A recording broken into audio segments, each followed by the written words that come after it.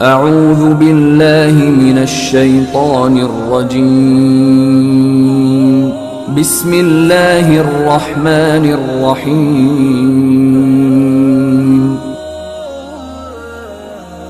شروع اللہ کے نام سے جو بڑا مہربان نہایت رحم والا ہے۔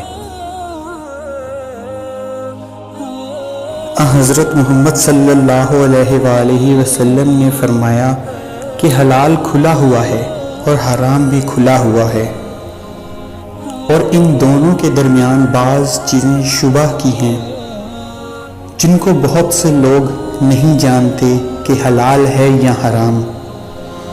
پھر جو کوئی شبہ کی چیز سے بھی بچ گیا اس نے اپنے دین اور عزت کو بچا لیا، اور جو کوئی ان شبہ کی چیز میں پڑ گیا اس کی مثال اس چرواہے کی ہے جو شاہی محفوظ چراگاہ کے آس پاس اپنے جانوروں کو چرائے۔